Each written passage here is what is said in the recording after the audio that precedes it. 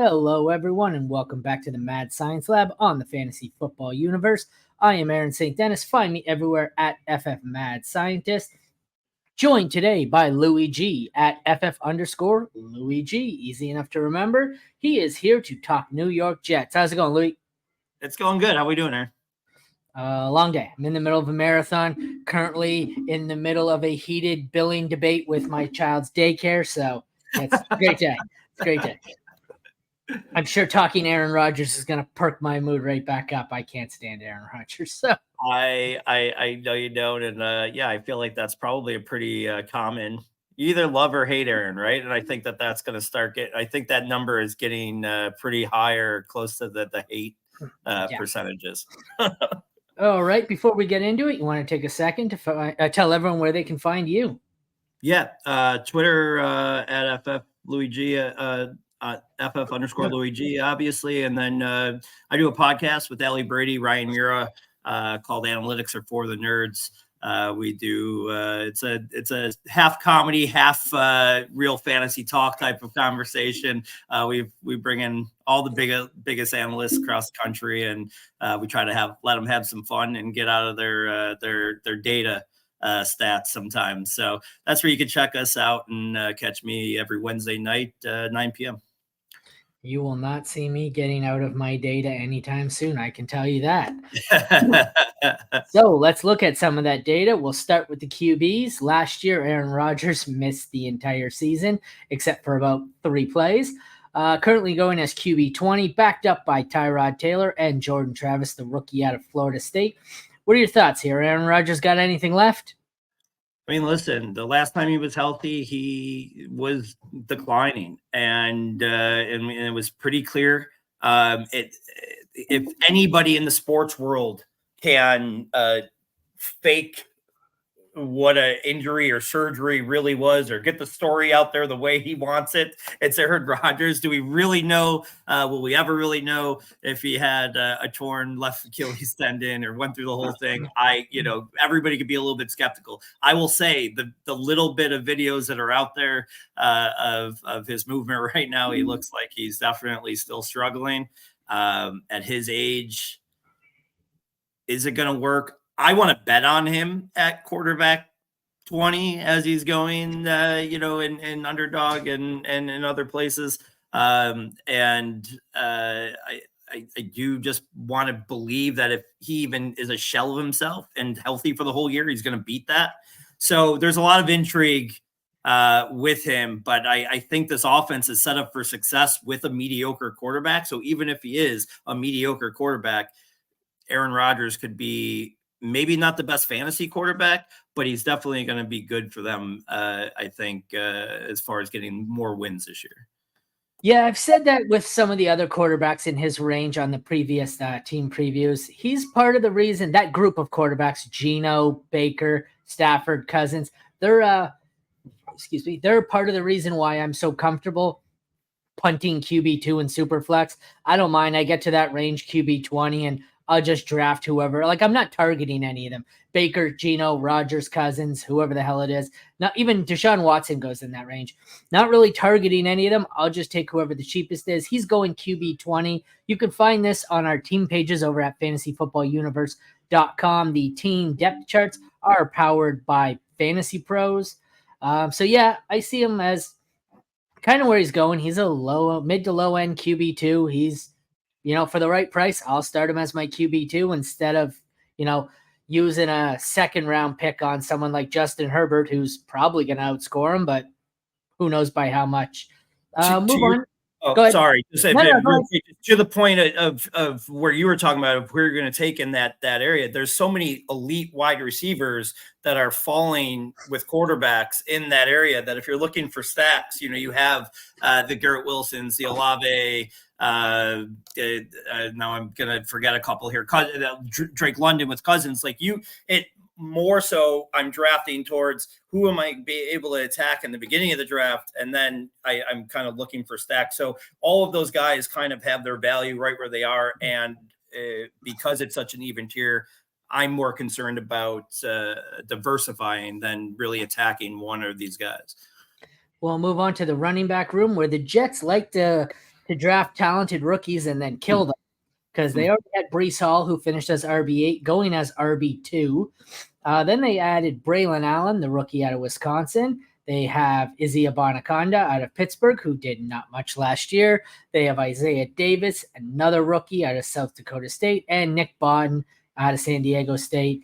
This room should just be 100% Breece Hall here, but it's concerning how many running backs they have. I don't know if they want to take some off of the plate here of Breece Hall because of his injury recovery, but how do you think this shakes out here? It's kind of an odd way that the Jets seem to every day or every week it seems they add another running back to this roster.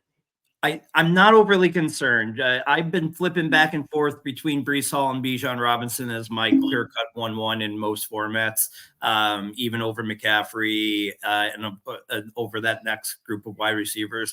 I do think that he is going to be a dominant force. The things that the two guys that I'd be worried about cutting into his time a little bit are Braylon Allen and Isaiah Davis. I think Davis is a little bit better of a patch catcher. He might get those chances on third down, but then where they kind of nullify each other is Braylon Allen's a great blocker, and are they going to want him out on third down? So I don't know if anybody's really going to be taking a lot of the touches from Breece Hall, and that's why I just think he's going to be an 80% touch guy in this backfield. There might be uses on the football field for both of those guys. I just don't think that they're going to be fantasy relevant at all. Of course, if there's an injury, it will get interesting on where they go, because then even Israel gets, maybe some early down work. But I think Breece is by far the best player in fantasy football this year. I agree. It's just interesting to see that every week they add a new running back to this roster, and I'm not sure why. Let's move on here to the wide receiver, or I guess you could call it wide receivers, but it's really the wide receiver in Garrett Wilson. Wide receiver 36 last year, which is low considering he's going as wide receiver 8 this year. I guess everyone's banking on him being a stud with Rodgers back. Then we have Mike Williams, Malachi Corley, the rookie out of Western Kentucky, Alan Lazard, Xavier Gibson, who is the darling of the Scott Fishbowl drafts lately, him and Rashid Shaheed because of all the return yardage. We have Jason Brownlee, Lance McCutcheon, Malik Taylor, and Irvin Charles. So I don't even know what to make of this here. Wilson's the most fantasy relevant one. I think he's going probably really close to his ceiling here. Williams, if he's ever healthy, might be a decent value. Malachi Corley, I don't know what to make of this room here. The only one I really want is the one going at the highest price, and that price kind of scares me. What do you think? Yeah, well, we delayed the Aaron Rodgers finding another first-round wide receiver to throw a touchdown to last year with the injury. Wilson would have gotten there for him here, but I still believe Mercedes Lewis is the only man on that list. It's going to be interesting to see how he's able to feed Wilson. We obviously saw with Adams that he likes to feed his top guy. I had Garrett Wilson at 18-1 last year to lead the league in receiving yards, and obviously that went aflame about 5 minutes into the opening night. But I do think I'm going to play around with that again, just because I know how he likes to funnel it to his top guys. Mike Williams, are we sure? I mean, he's not even getting clear for like the actual football until August.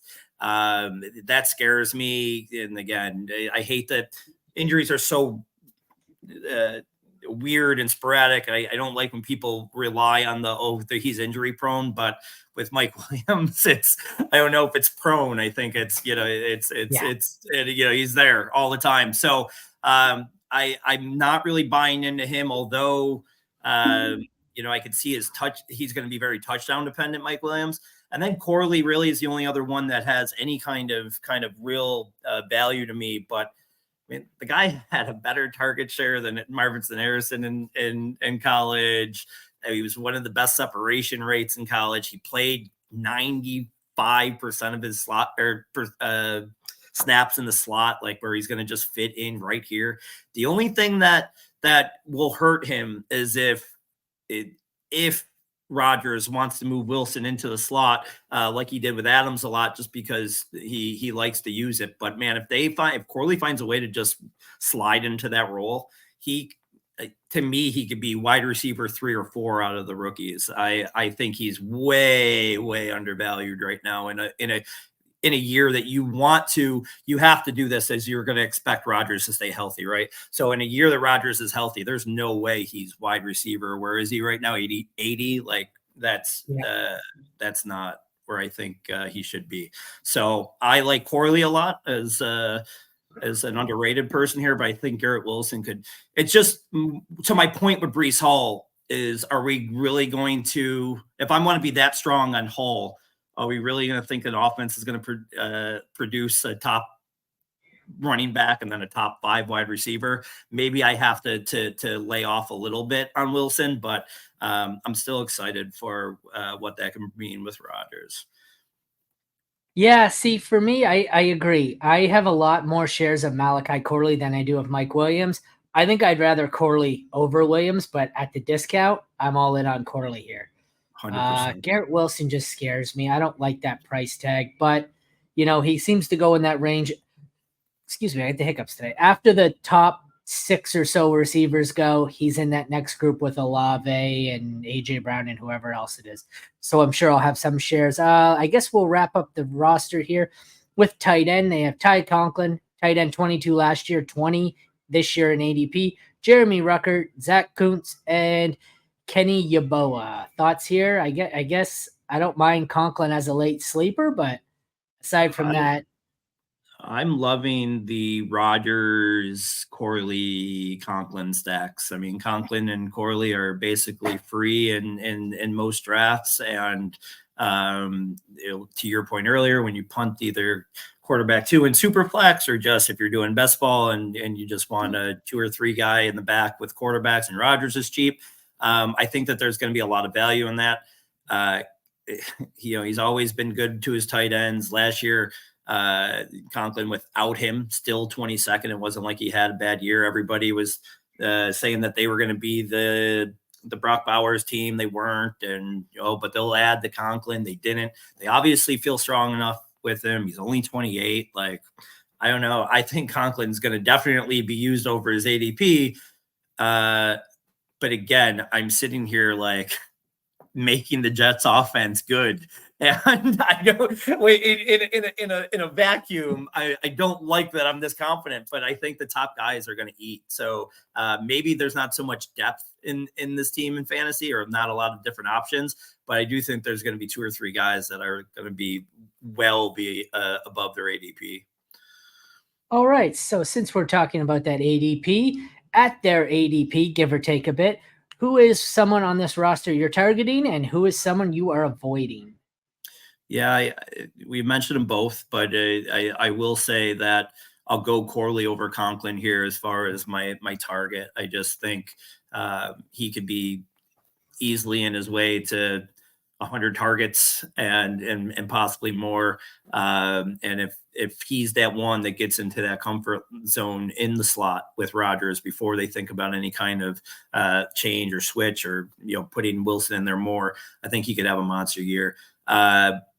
The one I guess I would say I would be avoiding the most, and this isn't a big decision here, but Braylon Allen I don't think has much value even on a team where if Breece went down, I still think he's second or third on that existing roster as far as what target share would be. I think he's going to be maybe a short down guy, a blocking usage. But I think even if Hall went down, it'd be the other 2 that would get more space. And like, we know the Jets, like, are they beyond going to get, there's 4 or 5 Kareem Hunt, those type of guys that are still available. If they look as good as I'm expecting them to this year, I think that they would look to replace Hall pretty quickly with a veteran.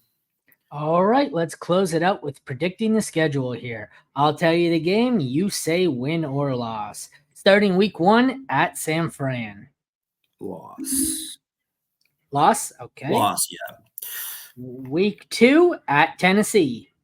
They'll take that one. Okay. Week 3, home to the Pats. They'll take that one. Win. All right. Week 4, home to the Broncos. Win. All right. Week 5 in Minnesota. Sam Darnold gets his revenge and they lose. Oh, geez. Sam Darnold. Week 6, hosting Buffalo.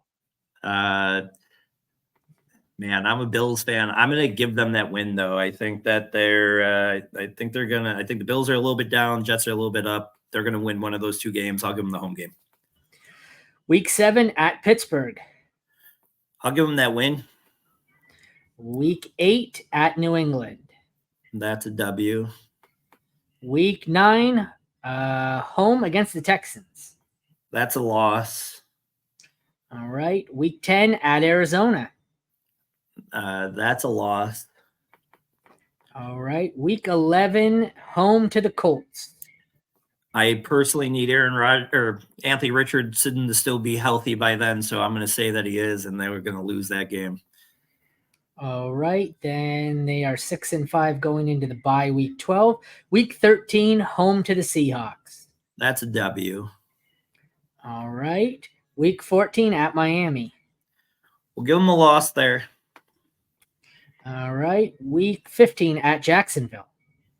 Man, Jacksonville is one of the good teams to debate here. I'll give them the win there. All right. Week 16, home to the Rams.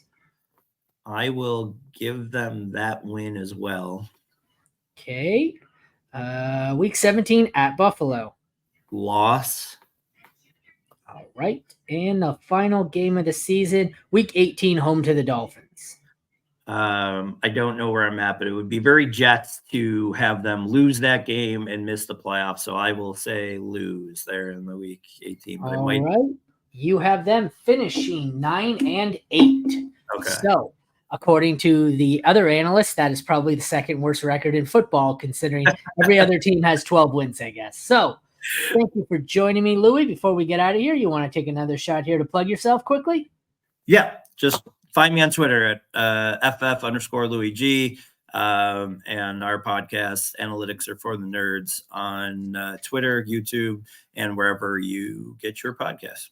Sounds good. Thank you very much for joining me. If you want to see any of these team pages, head over to fantasyfootballuniverse.com and check back for tomorrow for the next team in our series. Thank you, everyone, for watching. Take care.